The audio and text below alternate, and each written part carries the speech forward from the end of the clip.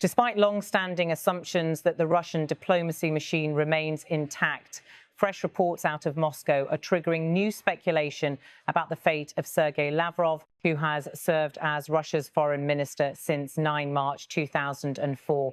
At 75 years old, Lavrov remains formally in office. Yet recent events have drawn attention to his conspicuous absence from high-profile appearances, sparking questions about his standing within the Kremlin and whether his role is changing, even if quietly. On 5 November 2025, Vladimir Putin instructed senior officials to draw up proposals for the possible resumption of nuclear weapons tests, the first such instruction since the Soviet collapse. That national security directive was delivered in the absence of Lavrov, who would normally be expected to accompany the president for major announcements touching on core foreign and defense policy. According to Kremlin watchers, his absence during this type of briefing is unusual and potentially telling.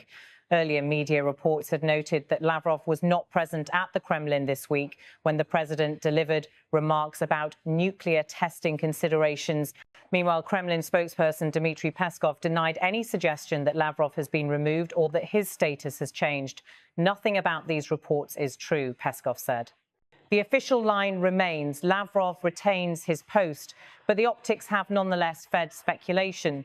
The broader backdrop is the erstwhile momentum around a potential summit between President Putin and US President Donald Trump. A meeting in Alaska in August had raised hopes of a breakthrough on ending Russia's war in Ukraine, but that summit ended without substantive progress, and subsequent plans for another meeting, reportedly in Budapest, subsequently collapsed.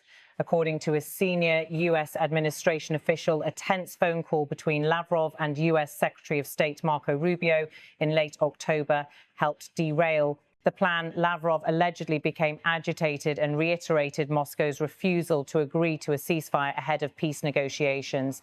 The senior official said President Trump then pulled the plug on the summit. In his words, "I don't want to have a wasted meeting. I don't want to have a waste of time."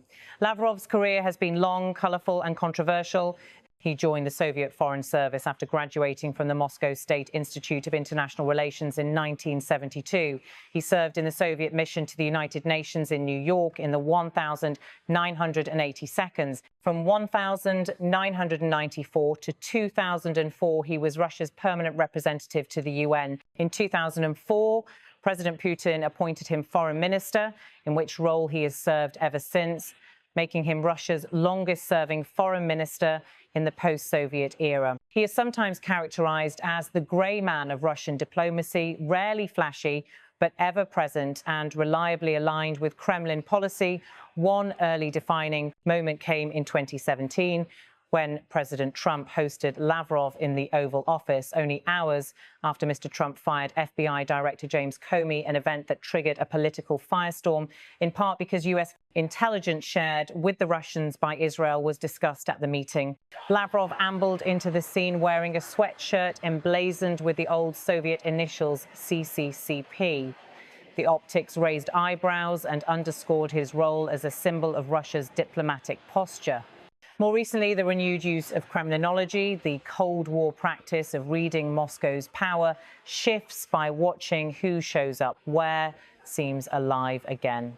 Lavrov's absence from major appearances, even if technically still foreign minister, is now being interpreted as a potential signal of internal change or repositioning. At the same time, Moscow's foreign policy priorities are shifting.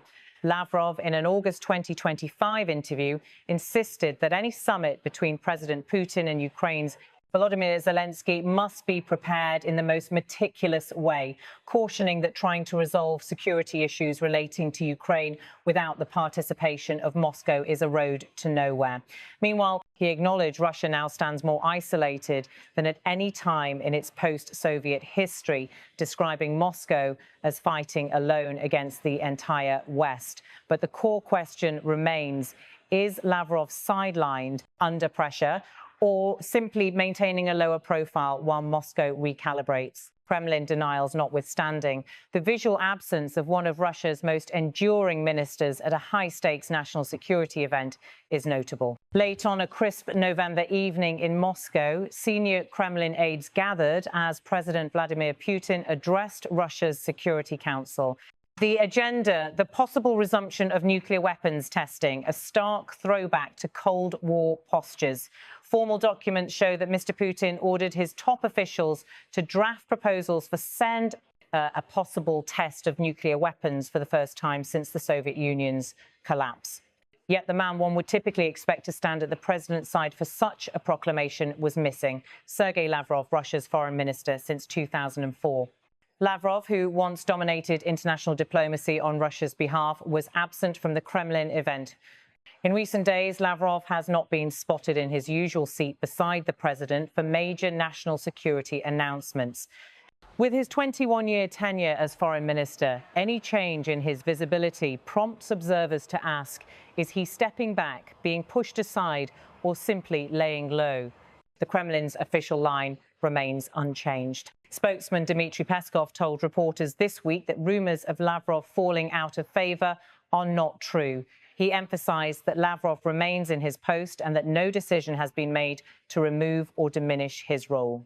But as analysts point out, in Russia's opaque system, what happens on camera and who is visibly present often says as much as official denials. The speculation is sharpened by the backstory of a proposed summit between President Putin and US President Donald Trump. In August, the two leaders met in Alaska to discuss a possible end to Russia's war in Ukraine. When the summit produced no breakthrough, attention turned to a future meeting in Budapest, but that too failed to materialize.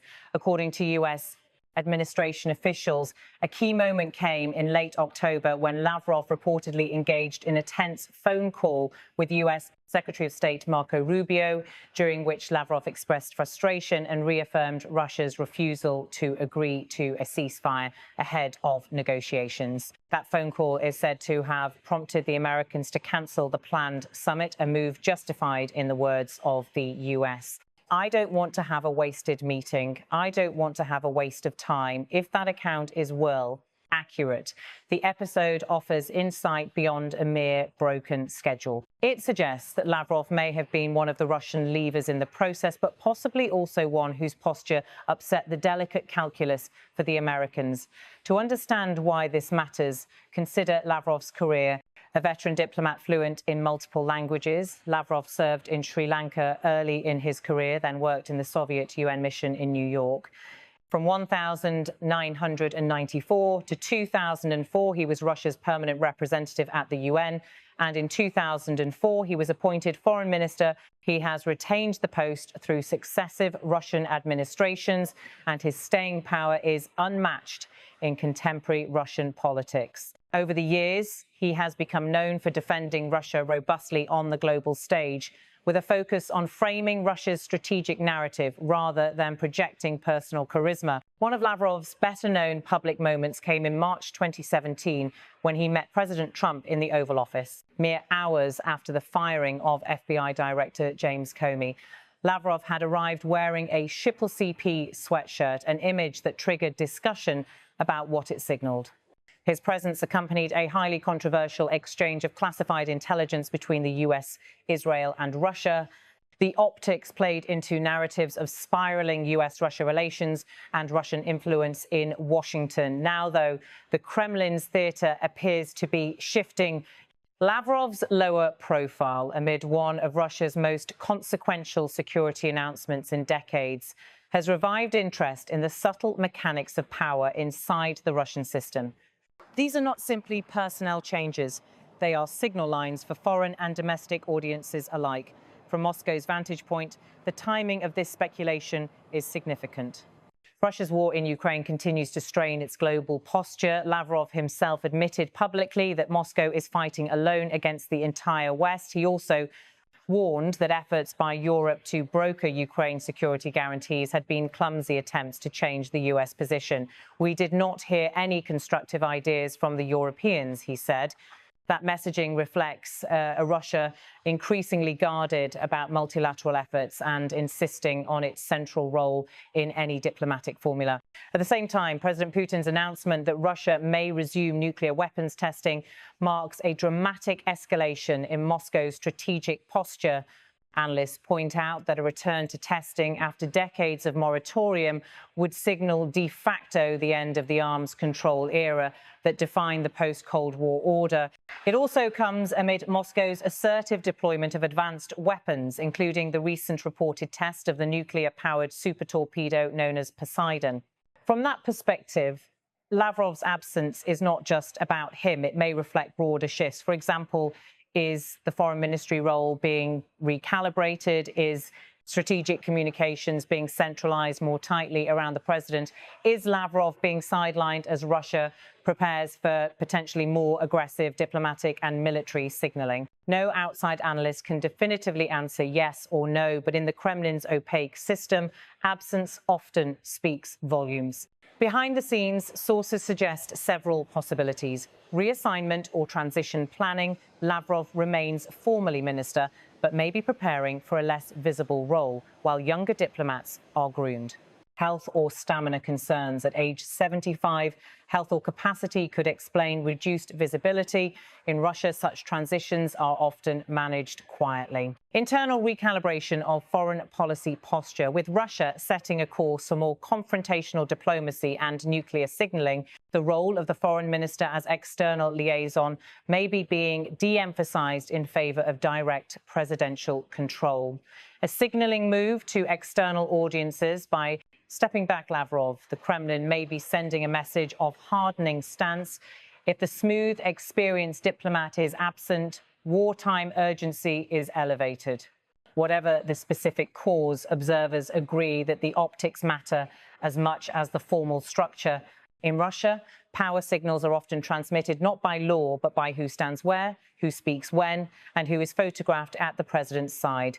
One veteran foreign policy observer remarked privately that this moment is reminiscent of the Cold War milling of Kremlin watchers who once analysed the Soviet top leadership's facial injuries, walkouts and seating arrangements to divine who was purged or promoted. In Russia today, watching Lavrov may yield similar inferences. When the veteran foreign minister drops from view, what changes may be occurring behind the scenes. Of course, it is entirely possible that none of this signals a major shift. Lavrov remains minister and publicly remains Russia's chief diplomat. He continues to give media statements and to hold meetings, including foreign visits and high-level diplomacy. But for a figure who has been a near constant presence for 2 decades, a reduced role or changed visibility is unlikely to go unnoticed. Some analysts suggest the Kremlin is preparing for a long war of attrition, one in which diplomacy plays a different, more subordinate role to military and nuclear strategic posturing. In the coming days and weeks, 3 key markers may clarify what is happening: whether Lavrov reappears publicly at high-stakes national security events alongside President Putin, whether a successor or deputy is increasingly featured in his stead at international diplomacy, whether Russia's foreign ministry communications shift tone drastically, for instance, from mediation-oriented diplomacy to more belligerent messaging aligned with the Kremlin's renewed nuclear posture. One thing is clear for foreign policy watchers: the man who once helped steer Russia's global diplomacy from New York to Moscow is still in the job, but perhaps no longer in the spotlight. The absence may be the message